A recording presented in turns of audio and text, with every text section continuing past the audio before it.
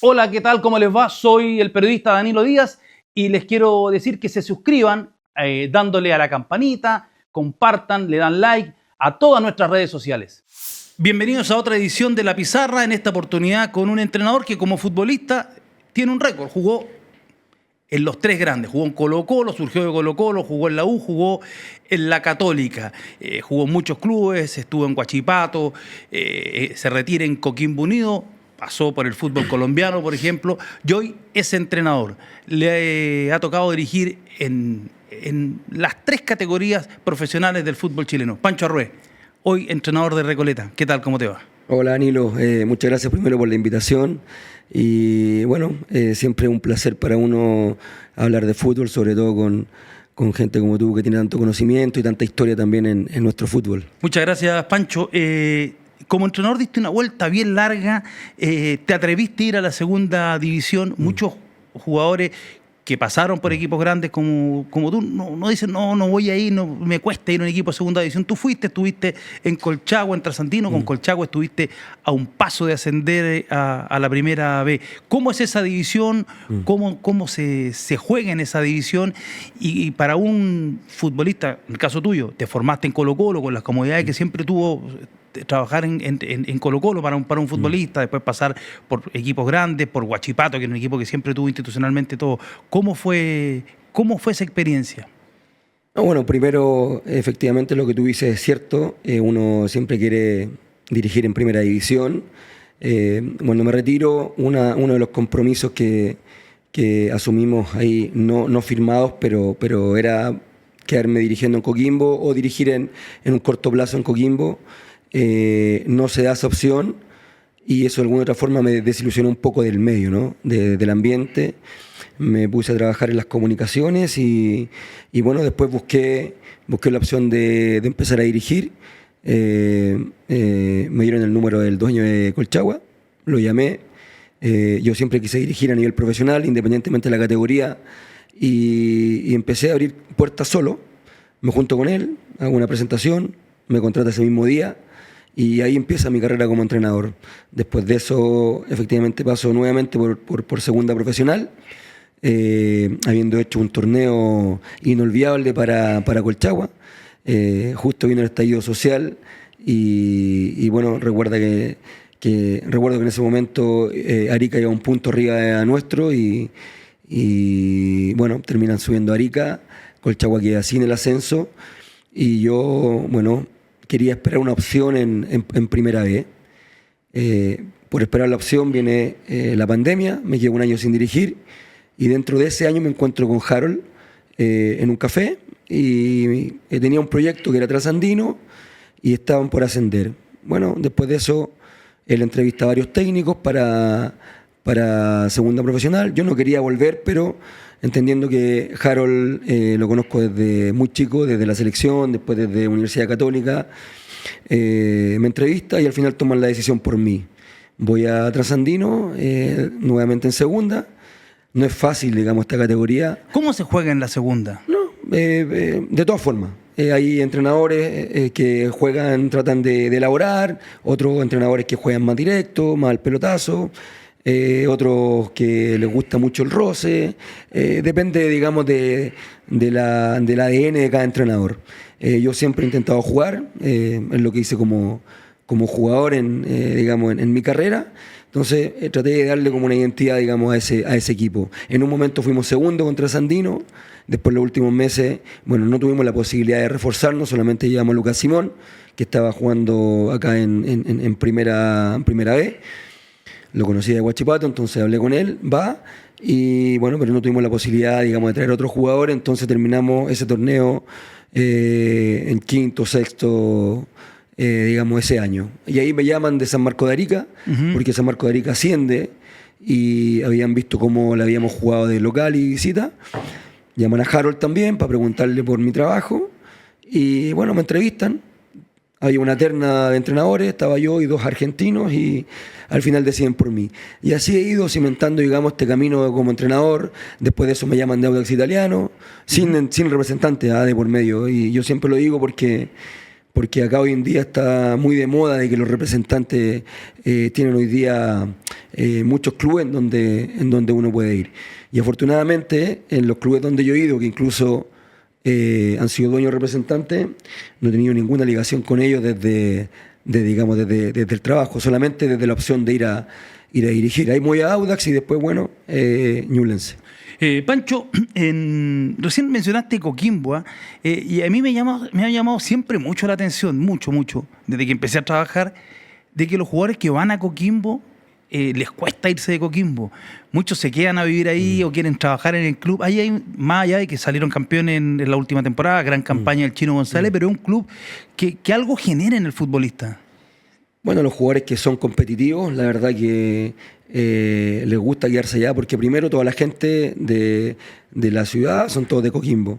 Llenan el estadio, son hinchas muy fieles, están en las buenas, en las malas. A veces en las malas, claro, como cualquier hincha, demuestran su insatisfacción, pero es parte de esta actividad.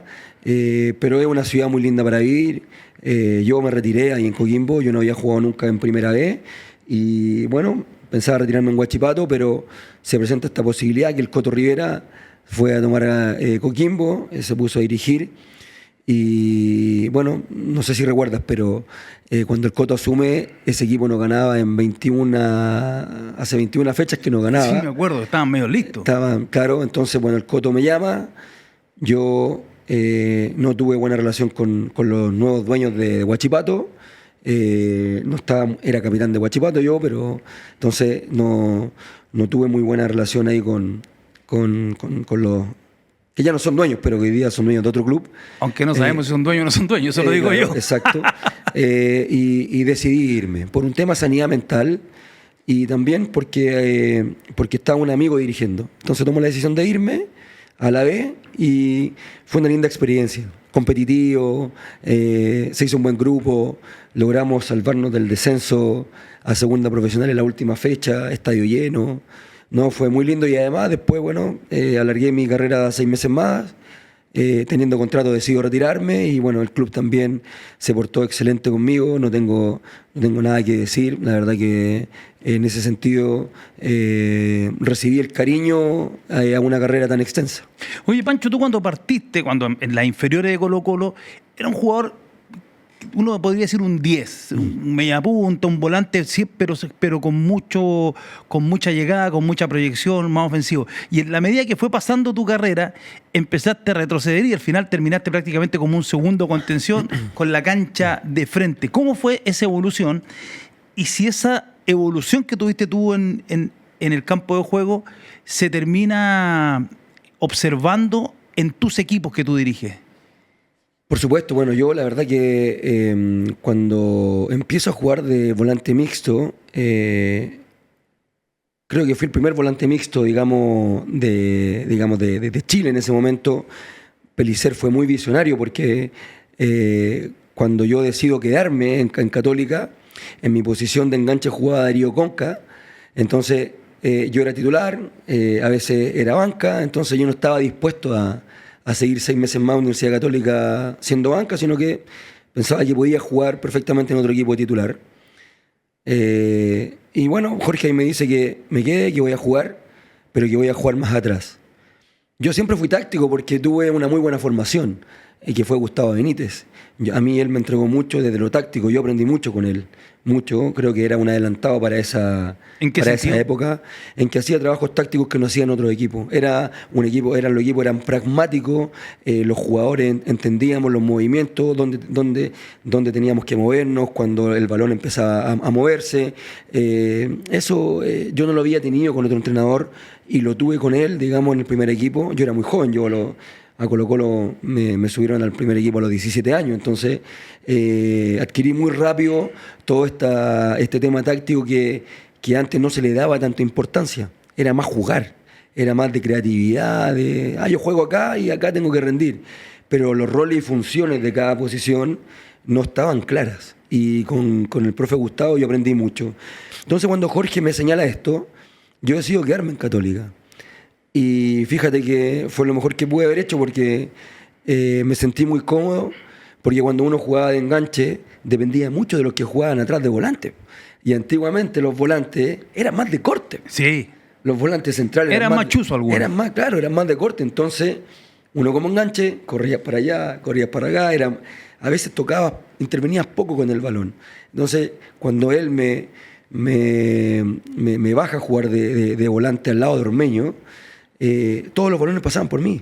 O sea, los balones era central, y yo iba a buscar el balón y ahí empezábamos a generar.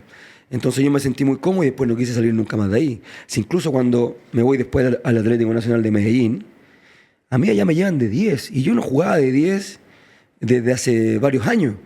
Entonces me costó en un principio volver a retomar porque jugar de espalda es distinto a tener la cancha de frente. Y en ese sentido me sentí cómodo jugando en esa posición y después, bueno, termino mi carrera prácticamente jugando ahí. Bueno, el Yemo Yar, crack, me decía que él jugó prácticamente de la mitad de la cancha hacia adelante en todos los puestos. Y decía, es papaya jugar de 6, decía, porque está la cancha de frente. Claro. Para el que tiene buena técnica. Se le hace mucho más fácil y eso fue lo que me pasó a mí. Y bueno, después viene en Colo-Colo, la mutación que tuvo también Arturo Sangüesa, que también jugaba más adelante. Recuerda que en Wanderers era volante por derecha, a veces también jugaba de 10.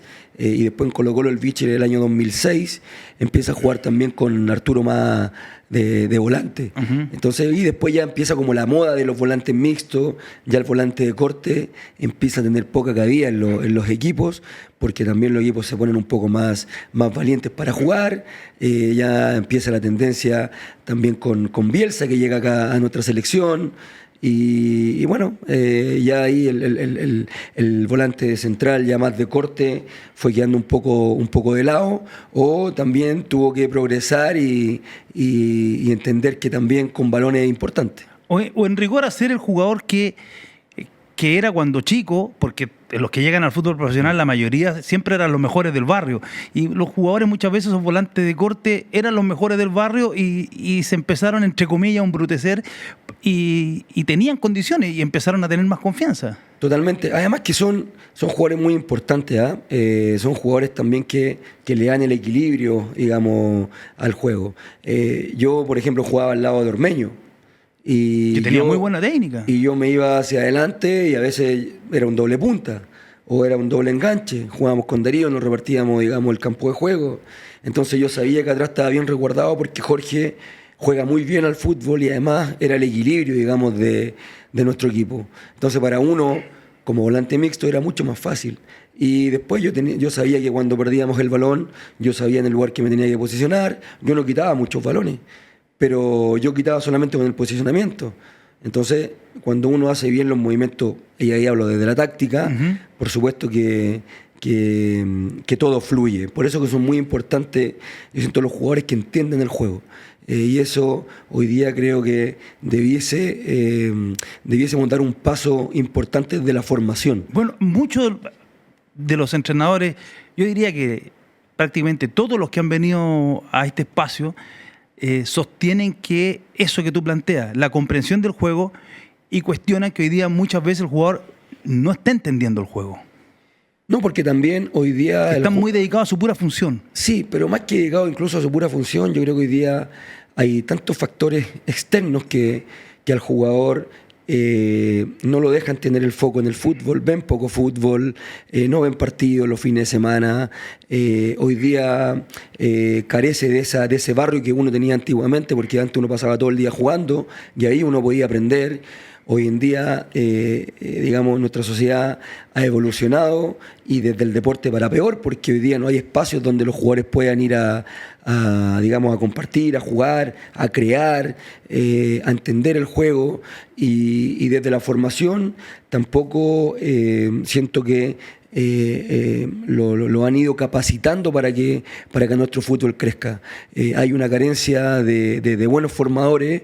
Yo no quiero generalizar, pero es lo que yo me ha tocado ver como jugador y hoy día como entrenador, que falta también sacar mejores formadores, porque es la única manera que los jugadores puedan entender el juego, que es lo que estamos hablando, y que nuestro fútbol se pueda pueda evolucionar, pueda mejorar, porque así, o vamos a esperar nuevamente una camada de buenos jugadores que nos dure 3, 4 años y que pueda luchar. No, esto tiene que ser un proyecto país, un proyecto país que nos ayude a mejorar, pero como no hay prioridad, entonces a veces eso es muy difícil. Oye, Pancho, recién desde lo táctico tú hablabas de cuando se pierde la pelota y la recuperación.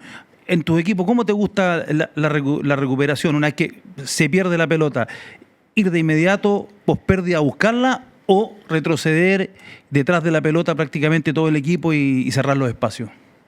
No, dependiendo cómo te juega el rival, ¿cierto? Hay rivales que te salen jugando y cuando... ¿Depende más del rival o de los jugadores que tú tienes? No, de ambos. Yo creo que un entrenador tiene que preocuparse del rival porque el rival tiene comportamientos que se repiten constantemente en los partidos y uno de eso como entrenador lo tiene que aprovechar. Ahora, por supuesto que lo más importante es cómo juega mi equipo. Ahora, uno tiene que hacerle entender a los jugadores qué hacer en cada momento del juego. Y en cuanto a la presión, que es lo que me preguntas, a mí me gusta, si me salen jugando, ojalá me salgan jugando, me encanta presionar alto. Pero en algunas categorías, incluso hasta en primera, un paréntesis, cuando agarro Audax, cuando me voy de San Marco de Arica a Audax, el primer partido lo ganamos a Calera y el segundo partido era con la U.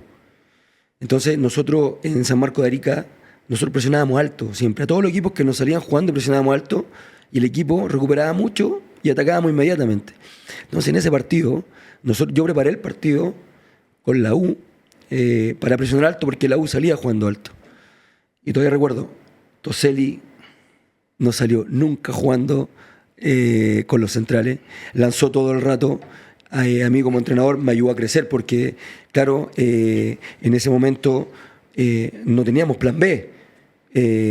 Yo como entrenador me gusta ir adelante, ir al frente, presionar y bueno, al final me salen todo el tiempo con pelotazo y se nos complicó y terminamos perdiendo ese partido. Entonces claro, después uno con estos tipos de partidos uno va creciendo y va viendo lo que te va entregando el rival. Entonces hoy día, claro, si no nos salen jugando, hay un plan B que es importante tenerlo para poder también hacer daño. Me gusta presionar alto cuando inician, me gusta presionar tras pérdida, por supuesto, pero también estos son los momentos del juego porque por más que yo quiera presionar tras pérdida, a veces los equipos que he tocado dirigir hacen tanto desgaste por atacar que a veces el presionar tras pérdida no se puede, por un tema netamente energético. Ahora, los preparamos para eso, pero por eso le digo a los jugadores, hay momentos en que no vamos a presionar los 95 minutos, es imposible, ningún equipo del mundo lo hace. Entonces es importante en qué momento del juego hacerlo y en qué sector también del campo. Hay sector que es de finalización, otro sector de progresión y el sector de inicio.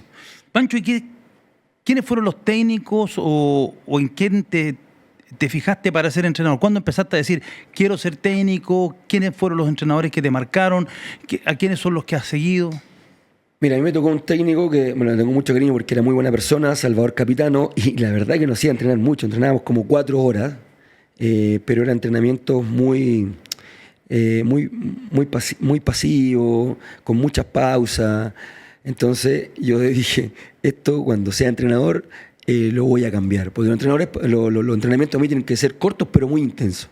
Porque es lo que me gusta, a mí me gusta, yo soy un fanático de la Premier League, entonces me gusta esa intensidad, me gusta proponer, y eso me ha pasado con algunos equipos. Nosotros en Colchagua fuimos el equipo con más goles en las 3 categorías, pero me hacían muchos goles también.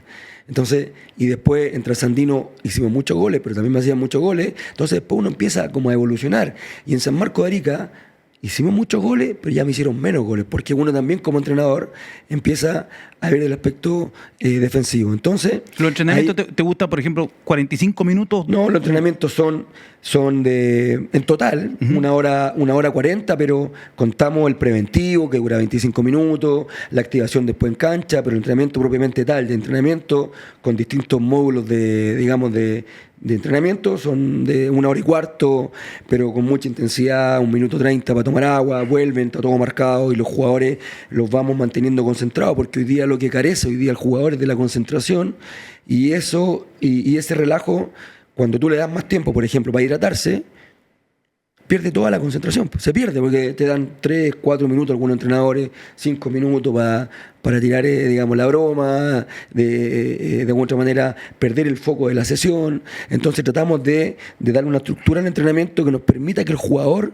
esté concentrado, porque la intensidad está muy ligada a la concentración. Eso está ligado porque te retiraste no hace mucho tiempo, entonces tengo la impresión que eso es porque conoces al jugador de hoy día, el jugador que tiene 35 años, quizás jugó contigo. Sí. Entonces tienes ese feeling que es el jugador de hoy día distinto al de otro momento. Totalmente, pero yo no quiero que el jugador haga lo que uno hacía antes, porque claro, eso es imposible. Claro, pero lo que yo voy es que es un feeling de tú saber que el jugador de hoy día es distinto. Exacto. Hay jugadores que hay que saber dar en la tecla. Uno tiene que gestionar un camarín de 30 jugadores. Yo creo que lo más difícil para un entrenador es gestionar la emoción de los jugadores. Lo más difícil para un entrenador es mantener la atmósfera de competencia la hora 20 que dura la sesión, la hora y cuarto que dura la sesión. Es lo más difícil para un entrenador, porque después el mensaje es súper claro. Todo mi cuerpo técnico sabe cómo jugamos, cómo vamos a iniciar, cómo vamos a progresar, cómo vamos a finalizar. Tenemos información que nos da el rival también, entonces de alguna otra manera hay una coherencia en el mensaje con lo que se hace. Entonces, esto yo lo hago porque tuve entrenadores que me marcaron desde lo negativo y también desde lo positivo. ¿Y en eso, en lo positivo, quiénes fueron desde los lo positivo, bueno, Jorge Pellicer, muy estructurado, Arturo Salá, que tuve, y bueno, ya en el ocaso de mi carrera tuve a Mario Sala, que me gustó mucho su estructura de entrenamiento, su forma de ver el fútbol, sin desmerecer a los otros entrenadores que les tengo mucho cariño, con los cuales aprendí mucho. Con Jorge Pellicer fui a todos lados. Estuve en Católica, en Huachipato y en la U de Conce. Me llevó a todos lados. Aprendí mucho de él también. Pero ya en el caso de mi carrera me toca Mario Sala, que también es un técnico muy estructurado. Entonces termino con esa visión del entrenador, porque quizás si me hubiese tocado otro, quizá hoy día sería distinto. Pero entiendo la carrera desde la estructura, desde el mensaje, desde la disciplina, desde la intensidad. Y bueno, trato de esa identidad dársela a mis jugadores. Pancho, y a la hora de armar tu equipo, ¿prefieres con 4 zagueros, con 3 defensores? ¿Cómo tu idea matriz? Mira, yo creo que un entrenador de fútbol tiene que ser capaz de por lo menos entrenar 2 estructuras. Que desde una misma estructura de juego tú puedas pasar a otra. Ya. Entonces me gusta mucho la línea de 4. Yo juego 4-4-2 hoy en día, pero tampoco juego 4-4-2 plano, juego un 4-4-2 en hexágono. A los volantes ofensivos los meto por dentro. ¿Por qué? Porque me gusta que los laterales estén siempre altos. De esa misma estructura puedo jugar con 3-5-2, pero lo entreno. Yo cualquier estructura que entrene la puedo utilizar después en un partido. Yo jamás le voy a pedir a mi equipo que utilice un sistema de juego que no hemos trabajado. Entonces yo creo que uno como entrenador tiene que ser capaz de una misma estructura poder pasar a otra y que el jugador lo entienda, porque es importante eso, porque si necesitamos ganar, yo puedo jugar con línea 3, no con línea 5, con línea 3, pero con los carrileros bien adelante. Y ahora si necesitamos cuidar el resultado, también puedo jugar con una línea 3, pero los carrileros más bajos. Que se transformen en lateral. Claro, sería una línea 5 básicamente. Entonces, ahora, pero por eso digo, yo no me caso con la estructura. Es muy importante para uno también ver lo que tiene en el plantel, porque a veces te toca la posibilidad de ir a equipos donde ya está conformado el plantel y bueno, uno tiene que ser ahí flexible. Yo siento que el entrenador hoy día tiene que tener esa flexibilidad. No puede ser tosudo porque a veces no da sencillamente porque el plantel no está preparado para la estructura que uno realmente visualiza. Cuando fuiste a San Marcos de Arica el año 2023, fue un equipo muy agresivo, era un equipo que presionaba, era un equipo muy, muy directo. ¿Cómo lo pudiste armar ese equipo? Y además tuvieron un problema de entrada. En los primeros 4 partidos, hicieron partidazos. Me acuerdo un partido en Iquique que era para el partido del año del ascenso. Pero tuvieron problemas con decisiones referiles, que una línea que se quedaba con la bandera abajo o que levantaba la bandera en el momento incorrecto. Fueron perjudicados. ¿Cómo lograste llevar eso? ¿Cómo te hizo crecer esa etapa ahí? Bueno, lo recuerdo perfectamente porque ahí también estuvo en juego mi cargo. Los primeros 4 partidos, como tú dices, yo creo que 3 pudimos haber ganado sin problema. Y el primer partido, que fue contra Iquique, clásico rival, fue un partido en donde tendríamos que haber ganado sin problema ese partido. Un partidazo ese. Un partidazo. Llegamos mucho. Me gustan los equipos que atacan mucho. Eso, me encanta eso. Entonces los entrenamos para eso. Ahora, claro, hubo cobros que finalmente nos perjudicaron y que terminamos perdiendo los partidos. Después el cuarto partido lo perdí bien, el equipo jugó mal. El equipo jugó un partido mal contra San Felipe, o sea, un tiempo jugamos mal y después el segundo salimos con todo, pero ahí yo le dije a los jugadores a veces tarde. Entonces fue el único partido de esos 4 que yo sentí que hubo un tiempo que jugábamos un gol mal. Que le hacen en la ventana, un gol que Exacto, como 2 metros tal adelantado. cual. Y después el quinto partido era con Recoleta, mi actual club, ¿cierto? Y yo sabía que si no ganaba o empataba ese partido, bueno, lo más probable es que tenía que salir. Yo entiendo cómo el fútbol tiene estas cosas, no hay hoy día en nuestro país por lo menos ese apoyo que a veces el entrenador necesita. Y bueno, vengo acá y ese partido también para mí marcó también mi visión como entrenador desde la estructura, desde los sistemas de juego. Y vine a jugar con 4-4-2, pero como te lo dije, con un hexágono al medio. Y fue un muy buen partido, empatamos. Al partido siguiente jugamos con el puntero que era San Luis del Chupete. Chupete, Biangosi, era un equipazo. Ganamos, empatamos, ganamos, perdimos, ganamos. Bueno, y esa identidad que tenía el equipo me permitió después ir a Audax. Y eso te iba a preguntar, ¿te costó la decisión de ir al Audax? Porque el Audax necesitaba salvarse, estaba muy complicado con el descenso. Y ustedes en San Marcos estaban peleando para meterse en la liguilla, y en la liguilla literalmente pasa cualquier cosa. Mira, yo creo que uno como entrenador tiene que ser muy honesto y como persona. Yo creo que hay valores de los cuales no transo y es la honestidad. Entonces yo, cuando me llaman de Audax, yo estaba muy contento en Arica. Entonces yo hablo con el presidente y con el gerente deportivo en una reunión y les dije que tenía esta opción de Audax y qué pensaban ellos, que a mí me gustaría seguir en el club, pero cuál era el pensamiento de ellos. Y ambos me dijeron, profe, vaya, porque su equipo juega para primera división, sus equipos juegan como juegan en primera, así que me dieron la posibilidad de salir. Hasta el día de hoy hablo con el presidente, tengo muy buena relación con él y con el gerente deportivo también.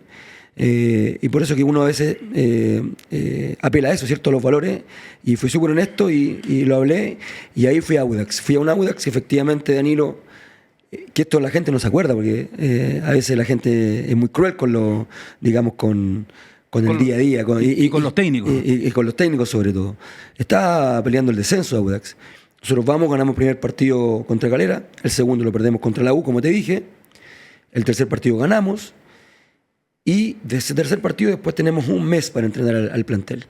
A todo esto hubo un montón de situaciones que, bueno, yo siempre he sido confrontacional más que confrontacional, hablo desde la franqueza, ¿cierto? Con cualquier persona, y desde ese punto de vista hubo algunas cosas que hubo que solucionar, y también desde los entrenamientos, desde la intensidad, desde lo que yo quería. Pero el cuarto partido, después de ese mes de para que había, jugábamos en El Salvador. Y nosotros íbamos a ir a presionar al Salvador. Íbamos a ir a presionar porque es lo que a mí me gusta. Además jugaron de noche. Y claro, jugábamos tarde-noche, claro, básicamente. Que es muy distinto jugar a las 3 de la tarde. Ya. Y bueno, preparamos el equipo cada vez yo lo veía más dinámico, lo veía más intenso.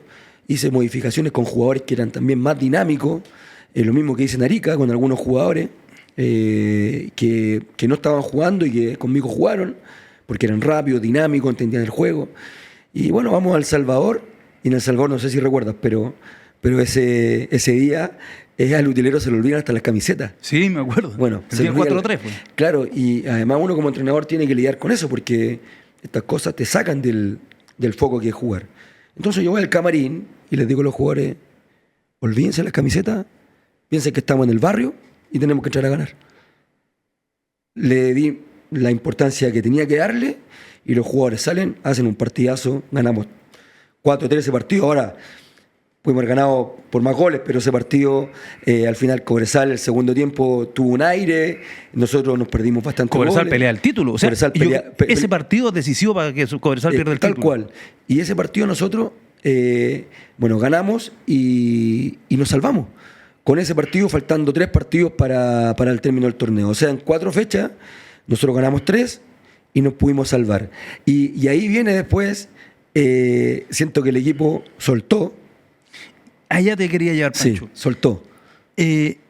¿Por qué pasa eso a veces en el fútbol chileno? Porque usted Ese partido fue el que los salva, listo, jugaron a tope, a full, y después pierden los 3 partidos siguientes. Claro. Pierden feo con Magallanes, por ejemplo, en la Florida, perdieron con Colo-Colo, un partido que no lo jugaron bien, y la última fecha fueron a jugar con Huachipato, que es el día que sale campeón Huachipato. Pero claro, ustedes se salvan ahí, ¿y por qué los jugadores como que, lo que tú dices, sueltan? Bueno, yo creo que había un tema emocional. Cuando yo llego, obviamente que había un tema emocional que no era menor. Se habían ido 2 técnicos anteriormente. Cuando se dan 2 técnicos, algo pasa, no es normal, en un año. Yo era el 3er técnico, el 4º entre comillas, porque hubo un interinato. Entonces, obviamente, era un plantel golpeado desde lo emocional, y cuando logramos jugar de esa forma en El Salvador y salvarnos, como que el equipo, yo siento que desde la cabeza soltó, en el sentido de que se salvaron, estaban muy presionados, y claro, uno como entrenador, nosotros seguimos entrenando de la misma forma, con la misma intensidad, los jugadores también entrenan con la misma intensidad, pero a la hora de competir, los primeros tiempos fueron muy malos de los otros 3 partidos que nosotros jugamos. Entonces yo tenía que llegar al entretiempo, de alguna otra manera, meter corriente. Meter un poco de corriente, hacer algunos cambios, y el equipo reaccionaba. Pero esa reacción no nos alcanzó para ganar los partidos ni para empatarlos, porque con Colo-Colo hicimos muy buen segundo tiempo. Colo-Colo después no estaba jugando de contra. Me acuerdo. Contra Magallanes exactamente lo mismo, pero no pudimos hacer goles, entonces al final terminamos perdiendo. Y el último partido nosotros jugamos con Huachipato. Entonces yo también ahí tomo la decisión de no llevar a algunos jugadores por una situación en particular, y voy con más jóvenes a ese partido. También con la misma ganas de ganar el partido, porque era un partido que iba a haber todo Chile. Digamos, todo Chile, ¿cierto? Y ya le habíamos ganado a Cobresal, y ahora uno quería, por supuesto, ganar la Huachipato.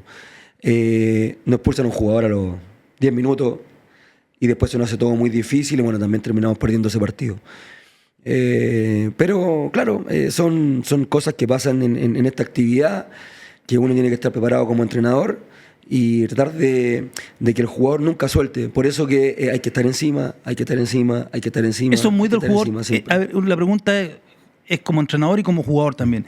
¿Eso es del jugador chileno? ¿Tú que te tocó jugar, por ejemplo, en Colombia, o que te tocó tener compañeros argentinos, uruguayos, paraguayos?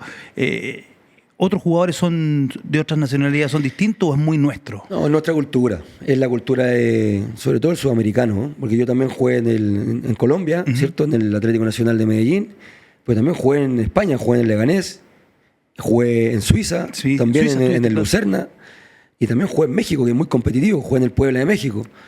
Entonces, siento que el jugador chileno, cuando uno le exige, el jugador rinde. Y rinde bien. Pero uno no lo puede soltar. Entonces, cuando uno cree que esto está todo ganado, uno se equivoca, porque esto es día a día. Entonces, eso también te lo va enseñando la experiencia. Yo soy un entrenador que llevo, este es mi 5º equipo, dirigiendo. Llevo 4 años prácticamente dirigiendo, poco. Entonces, por supuesto que hay cosas que uno trata de que después no te vuelvan a pasar. Pero sí requiere de energía esta actividad, de estar día a día acá a tope, llevar la atmósfera a una atmósfera de elite todos los días, porque es la única manera que después el jugador juegue como uno quiere, y no soltar hasta fin de año. Después las vacaciones uno puede soltar, pero antes no, pero es por la cultura, es porque desde pequeños a uno no lo llevan a esa exigencia. Es una realidad. Antiguamente ni siquiera nos hablaban de nutrición. Nosotros en Colo-Colo, cuando nos subieron con 17 años, nosotros nos quedábamos a apostar tiro libre y nos pasábamos a comer un churrasco ahí al casino que había en el Monumental, y nadie nos decía nada. Me hubiese encantado de que hubiesen estado estos tiempos para que nos hubiese enseñado también desde lo nutricional, porque de esa generación todos jugaron en Europa igual. Todos, claro. Pero imagínate si hubiésemos también entendido mejor la profesión. Los rendimientos quizás hubiesen sido mayores aún. Entonces, bueno, sí. Oye, Pancho, en ese momento cuando se salvan con Audax, llegaste para salvarlo y se salvaron. Y llamó mucho la atención que te fueras. Ahí esto lo digo yo, me enteré en su momento que un club que tiene 2 dueños, Gonzalo Siley, el otro era Ricardo Pini, que era el presidente de La Calera, que era el dueño de La Calera. A uno le gustaba tú, creo que era a Siley, y los Pini no te querían en ese momento. Y al final sale y después vuelves. ¿Crees que ese episodio no sé si marcó tu carrera, pero te perjudicó tu imagen, porque había salvado al equipo y después te vas y después vuelves. No, yo creo que las cosas pasan por algo. Efectivamente, yo quedo sin dirigir ese, digamos, fin de año porque Gonzalo, en este caso el presidente, me dijo que él quería que siguiera. Y bueno, Ricardo en ese momento me habló también para que continuara, pero dentro de esa charla me había propuesto unas cosas que obviamente yo no iba a aceptar en cuanto al staff, digamos. Ya. Y bueno, al final, como yo no acepté, a los 2 días después me llaman que no continúo. El tema es que al no continuar me quedé sin dirigir esos 3 meses y después de esos 3 meses me vuelven a llamar. Ricardo Pini para ir a San Luis. Al revés, ahora fue Pini que te llamó. Ahora él me llama, o sea, para ir a San Luis. Se entera Siley que me llama Pini para ir a San Luis y me ofrece ir a Audax. Entonces, entre ir a San Luis y Antofagasta también, que también tenía una opción real de ir a Antofagasta, Audax ya conocía, no todos los jugadores porque habían cambiado la mayoría, al 80% de los jugadores ya se habían ido. Estaba en Santiago, primera división, optó por ir a Audax. Y bueno, tomé el desafío en otro contexto, un plantel nuevamente que estaba ya conformado por otro entrenador, y uno como entrenador por supuesto que se pone esos desafíos. Fue difícil porque no había armonía en el club desde lo dirigencial, y por supuesto que cuando no hay armonía desde lo dirigencial cuesta mucho porque eso irradia hacia abajo. Sí, ¿cómo se nota eso? Sí, se nota en el día a día, en el ambiente, en los trabajadores, en lo administrativo, en el staff. Uno tiene que tratar de gastarse en esas cosas que no tiene que gastarse y bueno, te va quitando energía. Entonces al final cuando termino saliendo de Audax, creo que fue una buena decisión haber salido. Ahí hablé con Gonzalo y bueno, también ellos pensaban que era el momento de darle un aire al equipo y yo también. Así que al final terminó saliendo. Y el año pasado, Pancho, fuiste a Ñublense, estuviste al comienzo, estaban en la Copa Libertadores, quedan eliminados con los uruguayos y hay un partido, me parece que en el medio ahí del partido por la Copa Libertadores, cuando juegan con la U en el Nacional y pierden 5-0, expulsados en el primer tiempo. ¿Cómo marca tu ciclo ahí eso? Porque era un equipo que venía con una mano de mucho tiempo, la de Jaime García, después estuvo en Nancaputo en su momento, Mario Sala, pero la imagen de Jaime García como que está siempre presente en Chillán. Es muy difícil sacarla. Y no tiene culpa él, es por las buenas campañas que hizo. La gente como que siempre está pensando en Jaime García. Sí, bueno, lo mío de Ñublense carece de todo análisis, porque estuve muy poco. Estuve 2 meses y medio, dirigí 7 partidos, de los cuales los 3 partidos primero que dirigí fueron de Copa Chile, que fueron partidos amistosos, dentro de comillas, porque no pudimos jugar partido amistoso. Entonces mis primeros partidos amistosos fueron esos 3 para prepararme para la Copa Libertadores. No hicieron... No hicimos ningún partido amistoso. A competir ninguno. al tiro. No pudimos competir porque el club no pudo gestionar partidos amistosos de Chillán. Había que venir a Santiago, ya estaban todos los equipos comprometidos con partidos, entonces al final no tuvimos la posibilidad de jugar. Entonces nuestros partidos amistosos, entre comillas, fueron los de la Copa Chile, que de amistoso no tienen nada.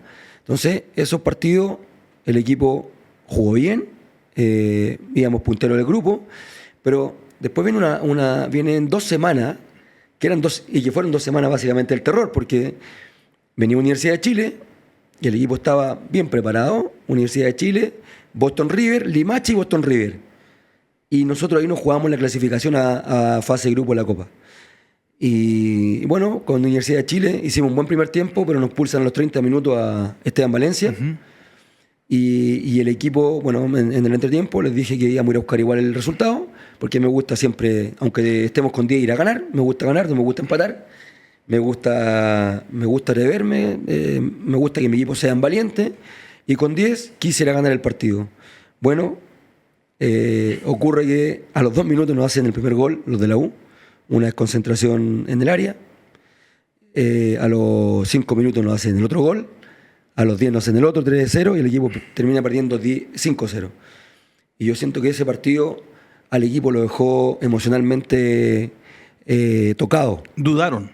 No dudaron de la forma, dudaron de ellos, de su capacidad. Ya. Yo antes de llegar hablé de que había que rejuvenecer un poco el plantel, porque era el tercer plantel más longevo de Latinoamérica. Cuando llego estaba el mismo plantel, yo pude traer un par de jugadores más jóvenes, ¿cierto? Pero eso no quiere decir que los jugadores de más experiencia no puedan mejorar. Pero para que mejoren requiere de tiempo, de trabajo. Y fue lo que no tuvimos. Todos los jugadores mejoraron. Hay evaluaciones nutricionales, todos los jugadores mejoraron. Pero había un déficit de intensidad, que eso se agarra a través del tiempo, no es de la noche a la mañana. Entonces, después vamos a Uruguay. En Uruguay terminamos perdiendo 1-0, el equipo no juega bien.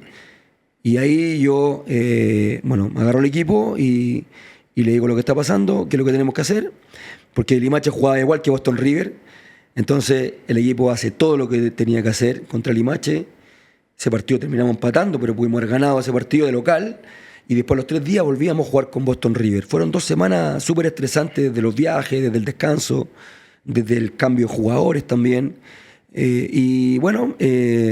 Con Boston River terminamos empatando, íbamos ganando 1-0. Primer tiempo, muy buen partido, pudimos haber hecho más goles incluso. Pero ahí pasa lo que yo venía olfateando, que era un tema de físico. A los 60 minutos el equipo se cae físicamente. Se notó muchísimo. Muchísimo. En el trámite. Y además... No es que el equipo se metió atrás. No, lo metieron atrás. No, es que Boston River era un equipo muy joven, Sí. un promedio de edad de 24 años. Corría mucho. Entonces, cuando yo detecto esta situación, voy a sacar a un jugador en particular que no estaba ya físicamente y ya estaba para hacer el cambio, que era Cerezo.